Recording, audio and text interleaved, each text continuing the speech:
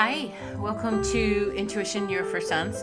This is Vicky, and this episode is one that thought about doing a while ago and then couldn't find my own clarity around it. So decided I had to wait until I had that before I could speak to it, because sometimes, truthfully, there are phrases that annoy me. And I know that I'm not doing anybody any good if I'm getting on here to talk about my annoyances. There's enough of that in the world, right? You don't need me to do it. And sometimes my annoyance is often for other people, and I know you don't need me to be annoyed for you. You're intelligent, you can think for yourself, you can have your own annoyances. But one of the phrases that has always bugged me a little bit as a coach, as a person, is finding your passion, knowing your passion. What is your passion? And it's not the word itself. The word is just a word, right? It's just energy. It's just a bunch of letters put together. It's the connotation behind it that if I don't know what my passion is, if I don't have a passion, if I don't feel passion for something, that I've screwed something up, right? I must not be enough of a human or be working hard enough or seeking enough or whatever enough to know what my passion is. And it's frustrated me. And it wasn't until recently, as is the case in most of my experiences, where I was having this conversation with a client. And I said to her, can I just be honest and tell you I cannot stand that statement? Because I feel like it sets a bar that's so high that for the majority of the population, we're just not going to hit it. And why is that? Well, because we've made that passion to be something that's almost tangible, an object or something that you can hold in your hand, which is exactly the definition of those two things I just said. But we've made it something that our happiness is dependent on, right? If you can just acquire it, if you just know what your passion is, then you can be happy. It's like putting it out there in the future. And I feel like it's created a trajectory for some people that actually ends up hurting them. And so that's what we're going to talk about today. That's what I'm going to talk about today. And maybe clearing it up, hopefully being on the side of, I love that you'd be lit up. You feel excited about something. You can talk about something. I know what that feeling is if you ask me about your soul and how amazing it is and how much your humanness is so brave to be here. I get very excited. I get very lit up to the point where sometimes people are looking at me like, I have no idea what she just said, but she seems happy about it. That could be, I guess, a form of passion. But to me, passion, it's just a word like all the other words. It points to something in the future beyond it, beyond joy and fulfillment. And I just think joy is the highest. So in this very moment, you might feel excited about something, but not necessarily know what your passion is. So the idea of follow your passion, that messaging, and it tends to have a false promise at the end too, that as soon as you identify this passion and then you follow it, well, your life is just set. You are good to go. You will never experience uncertainty or sadness or frustration in your life ever again, because you have hit the holy grail. You have gotten the golden ring. You have passed go. You can collect your $200. It means you are the special one, right? But I actually feel like passion, and if we take that message of what is my passion, what is the thing that lights me up the most, we're actually talking about how do I listen to my knowing, my heart, my intuition, my internal dialogue. And the removal of I must feel this deep passion. I must feel like I don't have to sleep. I don't have to eat. I can just go. That's called manic. That's not called passion. So what I'd like to do is maybe bring it down a notch and say, if you feel like you've connected with your passion, fantastic. I'm not here to take it away from anybody. I am here to create what is achievable, what is allowing, what is lining up in agreement with soul, and put down a few of the pavers to get there.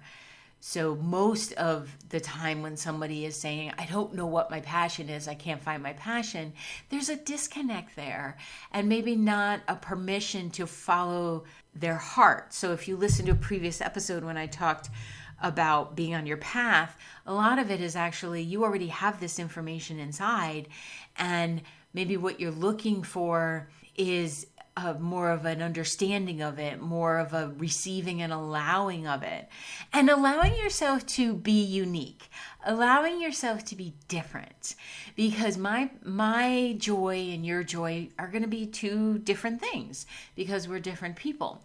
So this passion idea, maybe we can make it a little bit more attainable, realistic, by saying what you're really seeking or striving for there is to feel this, what I call a magnetic pull. It's like I feel like I have a magnet inside my heart, and I feel like there's a magnet somewhere deep in the universe that's saying, come here, Vic, come here, come over here. You're really going to love this. And when I listen to it, it could be, a book I've picked up. It could be the joy on my rabbit's face when I buy his favorite dried flowers. It could be that magnet pulled me to have a conversation with someone that I might never meet again, but the conversation was so lovely that I feel lit up for the rest of the day. So what you're really looking for and can practice receiving is feeling that magnetic pull, feeling drawn to something. And a few examples of what you could practice with first, because you may not know what does light you up. And a lot of the times, I don't think we can know until we're in it. Trust me, there is no freaking way I would have said that needle felting would be a joy of mine, and creating little gnomes and characters and pictures and memories and my love blobs. No way. And to the point, if somebody who was even a gifted intuitive had said that to me 5 years ago, I would have roared and said, that's a very nice picture, but that's not happening. And I love it. And it brings me a lot of relaxation, actually. And I love the fact that I totally think I'm going in there to make, maybe a dog, and it ends up being a donkey. And I'm like, well, okay, you wanted to be a donkey. Here you go. I wonder if anybody likes donkeys. And then I wait to find out who would really love this thing that I made. And then I gift it to them. And that brings me joy. So when the message of find your passion, which is a good marketing ploy, I'll grant you that. What I believe people are asking for is, where's my joy? Where's more happiness? Can I feel less stress? Can I experience relationships that are better? Can I experience less fear and recognize that I'm never going to be fearless?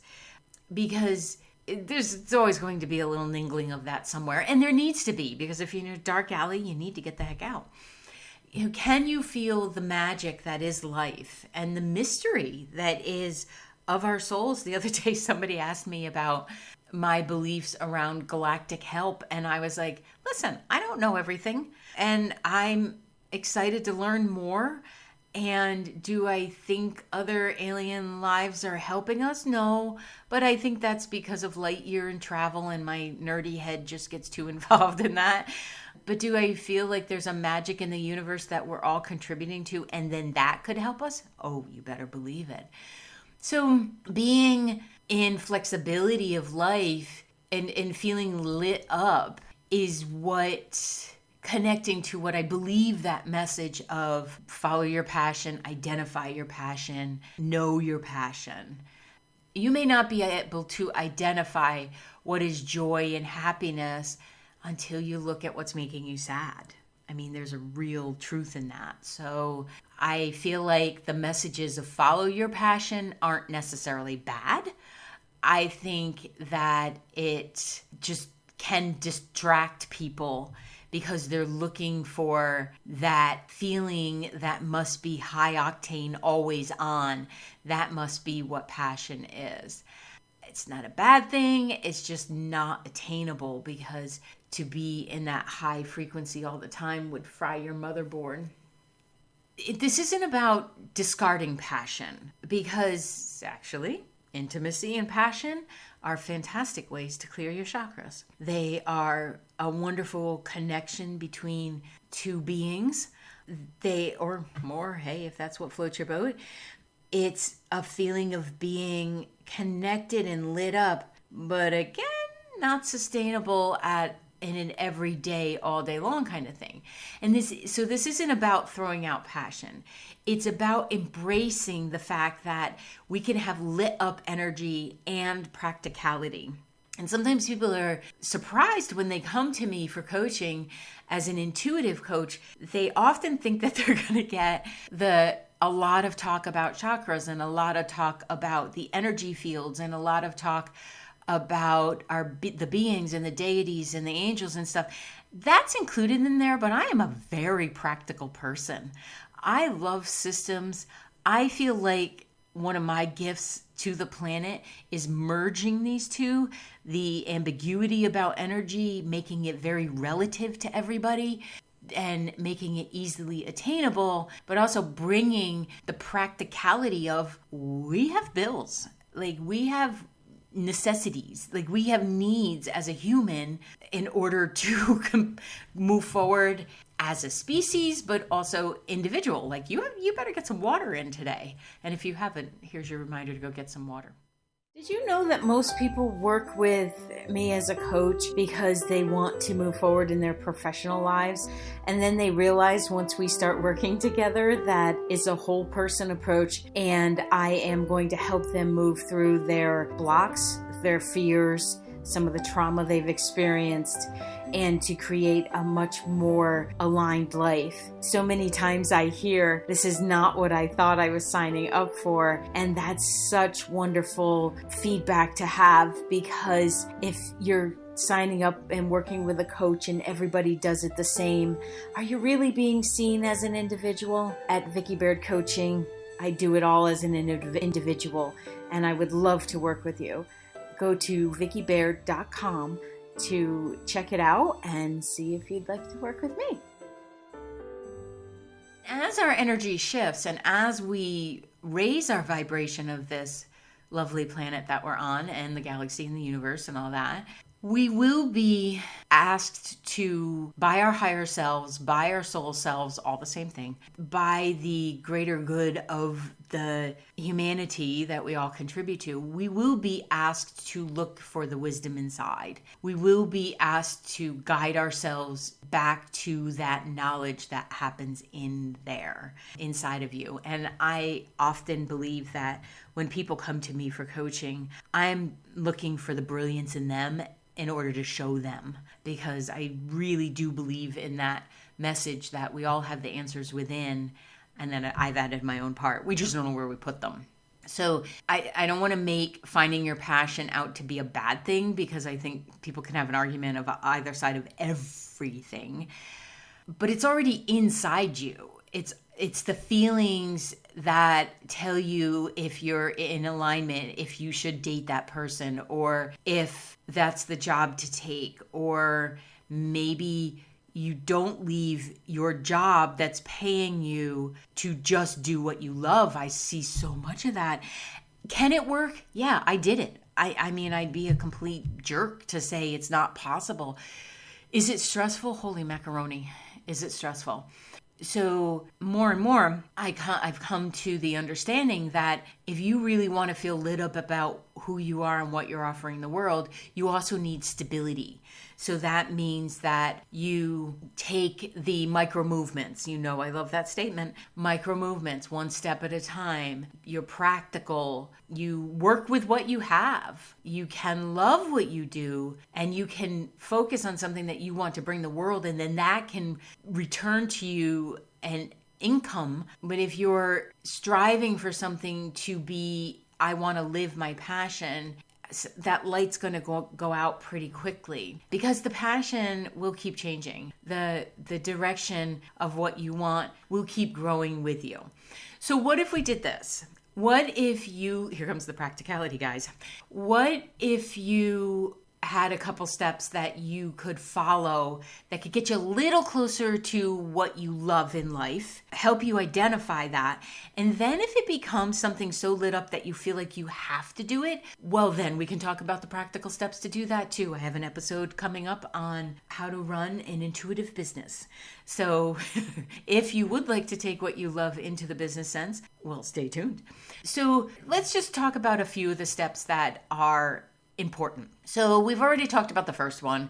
That's listening to yourself, listening to the innate wisdom that is your soul, that is your calling, that is universe, God, source, messages that are coming from the totality of energy. The label, not so important. It's noticing when you are being pushed or encouraged. Some might say nudged, but I don't know about you. I am not really good at listening to a nudge. When it comes to my own stuff, I can feel the subtleties in somebody's body right down to the cellular level. But my own stuff, you got to push me over. And actually, my main guide does that. If I'm not paying attention, I'll start rocking. And then I'm like, oop. Okay. So it takes a little bit more than a nudge. But you can listen to those nudges and follow them. Follow the ones that feel lit up. Follow the feeling or the sensation or the knowing or the ringing in your ears or something that feels good. This isn't living so much in the moment that you don't have a plan. It's not about being rash or irrational. It's about blending and merging, much like your soul and your human self, your practical mind with your intuitive self. In order to best have an accurate intuitive self, you have to know what you like. So listening when you're not trying to influence it, right? Like people use pendulums. I have seen people influence pendulums to get the answer they want, not the answer that is in their best interest. If you're in a lower frequency, if you're in an energy that does not feel supportive, or you're just cranky. Yesterday, I had the cranks so bad. I had to come home and I grabbed the biggest smudge wand I had, and I went through this house and I just cleared things out because I was in a mood. Like a mood with 4 O's, not 2 O's. It was a mood. I knew then I was trying to create templates for newsletters. I was working on a plan for the business for the next 6 months. And I'm like, you're not putting this energy into your business for the next 6 months. You're going to get out of it. So I worked out, I smudged, I wrapped Christmas presents. I took some quiet time and shifted that out because I don't change my low moods. They're there for a reason. They're doing something to help me understand. I roll through them. I allow them to be there without being in charge of me. And yeah, that's challenging sometimes because you have to be, I think, in a place where I'm so trusting of my knowing self that I know I'll get back there. But in this moment, if I'm feeling a little off center, that's okay. It's okay. So that's the practical part, right? There was nothing I was going to contribute in a creative sense or in a business plan sense, but I still moved my body and I don't like to wrap presents. So my intention this year was the few that will be exchanged because I'm doing experiences with people and time with people this year. They will be wrapped 2 weeks before. So then those micro movements. Get connected in with the feeling, understand and start following what feels right to you. And that might be challenging because it might not feel right to other people, but we're talking about you connecting with you. starting in those micro movements. What is a tiny step that I can take towards what I'm feeling pulled to do? Can I research something? Can I ask a mentor?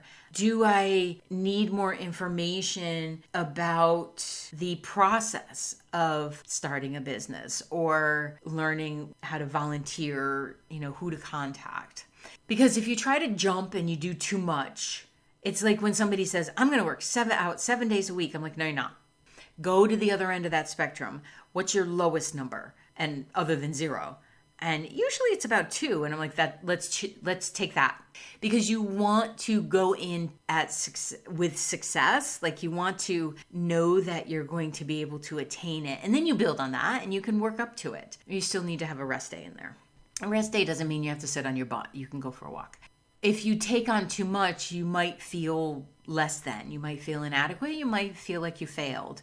And it's not smart to start out that way if you want to connect in with yourself and what feels lit up, and absolutely identifying what a passion might be, because you have to work with what you have. You can't jump immediately to that place that your future self might be living. You have to get there incrementally. And if you do jump too big and it doesn't work out, just take a break. Just pause. But then decide to do it, like with the working out, right? It might be 2 days a week. Start it now. No procrastination. Procrastination just means you don't have a plan. So if you're procrastinating on something, get a plan going. Get that first step. Don't jump to 6, 7, 8. First step. You might be starting, well, I'm not going to call it might. You will be starting before you feel ready. But there's magic in that. There's joy in that. And it can be confusing to say, okay, don't push it, don't force it, wait for a clear space and start right now.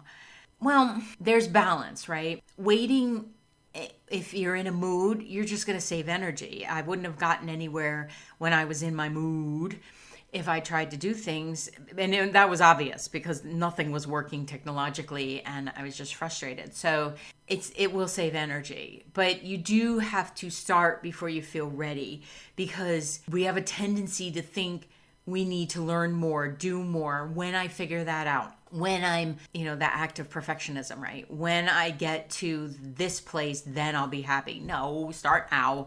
And you'll never know everything. And there's a beauty in that. So if you start small, you build on that, and then you have room to go, right? You have room to grow and you have room to go. And you can start to feel confident about what you've already learned and then expand upon that. And then once you take action, you'll know. You'll know whether it feels right or not, because you've already practiced listening to yourself. See how these works in steps, they build on each other. And it's challenging yourself and whatever the critic might be saying or the negative thought patterns. When you challenge that, because you've started, you got clear first and you didn't force it, but then you did start something and you started small enough that you build on it. And if you don't know what you like, experiment, try different things. Practice one form of martial arts, move on to a next. It's like picking a therapist, right? If it doesn't click with you first, get up off that couch and go find a different one. Do not stay with someone simply because you've already done the research or they got you in. It has to be a fit. So start experimenting. It's like a buffet. Take a little bit of time doing a little bit of everything. And that might sound like attention diversity, but when done in a way that you are creating a feedback loop where you're feeling, did that work or did that not work? You are going to build the infrastructure of your brain to then start identifying, oh, that's what I like, that's what I don't like. So I get many, many requests every week to come on this podcast because you listeners are amazing and you're leaving reviews and you are hitting that like and star and all that kind of stuff. So it ranks pretty high on some of the subject matters that I have it listed for. So there's these listings, right, that people will send you because they want to be on your podcast, because then your podcast obviously builds their platform or can help to build their platform. And I get these requests, and I'm grateful that I've spent the time to really like nail down what I know and what I don't know, because just by reading the email, I'm like, nope, yup, no way in heck. Ooh, that person feels so fascinating, so interesting. I can't wait to have them on. And then figuring out what works for me and getting clear on that, because I had to get clear. I wanted to have everybody on because I just wanted to help everybody. Well, you know what? If there's no reciprocation, I have no interest anymore, because we are in this world to exchange energy, to be of energy. And while I want to help, I'm not doing handouts. So I must feel drawn to the person's energy in order to spend an hour with them. And in order to, podcasting's not free. It seems free, but it's not. In order to pay the team to get it created, to promote this other being. I'm happy to do that when there's an energy connection. When there's not, I'm phoning it in. And I admittedly phoned it in on a couple. And I feel like, that example of how much time it saves me by simply scanning the email. And I used to feel bad. I used to feel like, oh, they're going to feel rejected. Okay, you are adults. It's not up to me. And this whole process, just so you know, is an ongoing process of recognizing what resonates for you, what resonates to you and with you, and what doesn't. Because as you grow and change, I'm going to say this about 1 million more times on this podcast, not this particular one, don't worry, but as you grow and change, your lineup will change. Where you connect with someone will change, and what you like will change. So you don't have to figure it all out at once. It can seem like a good plan or logical to figure things out, but that gets in the way of understanding what works for you. Like that will get in the way of you really honing in on your own abilities and your skill sets. Because if your brain figures it out, it didn't leave any room for your intuitive self. And it often gets in the way of the answer. And, that's often why people come to me. They're like, I've tried everything. And then when I look at the situation intuitively, I'll suggest something and they're like, what? I'm like, well, I'm not in there trying to figure out the answer. I'm here wanting to help you to feel most aligned with you. And I wonder if you considered this is why you're feeling blocked. And like I said before, everybody's got the brilliance in them. They just didn't know where they put it. So sometimes when I'm reading for someone, I'll go in, I'll see what the block really is. And because I can put words to it, and it might be, and usually is, something completely different than what they were thinking it was, because they were trying to think their way out of something. And we are feeling beings first, and then our brain comes online. So you may think that you have to figure out what you like, or what is your passion, if you're going to use that word, or what is your alignment, but you don't have to. It will reveal itself to you if you just take some of these steps, okay? If you pay attention to where you're being pulled, you pay attention to the literal signs that happen. And if you get good with not really knowing where you're going, but trusting that you have the skill sets to lead you yourself, oh, you will do brilliantly. And it is the blending of the practicality. So will you have to put some steps down and take them eventually if you decide to follow your passion into a business sense? Yeah, you will. But first we got to get you there, right? So as you go along, and I've said this before, but I just want to reiterate it, it will keep adjusting. When you're living a life that is connected and lit up and interesting and fascinating and full of joy and connective, where you are taking action in your own health, you will have to keep tweaking and adjusting and taking in the information and shifting and pivoting and correcting course and admitting that you know what you like, but you're not really feeling all lit up about it today. You might have to admit that. Tiny steps. Just keep taking the tiny steps. And if you're someone like myself that has a lot of ideas that flow through, I highly recommend a planner. I use hang on, I got to turn it over, the Smart Planner, and it's smartplanner.pro. And I love this thing because it's got everything for me. It's got goals in there. It's got my gratitudes for the day. What habits do I want to create? There's room to write other notes. There's plenty of pages at the back where I literally have my list for the next 22 podcasts. Not counting those spontaneous ones that will show up and then I'll just get on and record. But if you're someone like myself where the ideas pop up, or I'll say something to someone and they're like, that's a podcast, Vic, and I have to write that down. Get yourself one book, not 5 different planners for 5 different areas of your life. One idea book. Doesn't matter. It doesn't have to be fancy. Hand write this.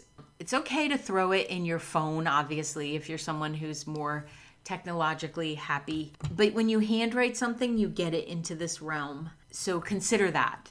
Have a place to put it. Record a voice memo. Start a tiny project. Start something to begin going. Because once you start opening up to your own vibration and your knowing, you will start having the downloads, the intuitive downloads that say, this is a wonderful idea and you are absolutely going to do this and you have to get started on it right now. Don't sleep. No. Write it down. Just write it down and create a list and trust that you have something to offer, but I want you to offer it to yourself first and to recognize that you're looking for a lit up experience. You are looking for that life that feels like you feel blessed to be in it. And if you strive for that feeling of lit up, engaged, connected, and yes, even passion will be present. Thank you so much for joining me. I will see you in the next episode. Hit me up on all the social medias and connect through Vicky@VickyBaird.com or send me carrier pigeon. Make sure you have the directions of where it goes back to, or it's trained to return home. And any way that you'd like to connect, please subscribe and leave a review, and I will see you in the next episode. Thank you for listening to Intuition, Your First Sense. As always, please like and subscribe to this podcast wherever you are listening to it. Leave a review and take a minute to share it with a friend. You can find me all across social media at Coach Vicky Baird, and you can book a virtual session with me from wherever you are in the world at vickybaird.com/booking. That's VICKIBAIRD.com/booking. Thank you again and see you on the next episode.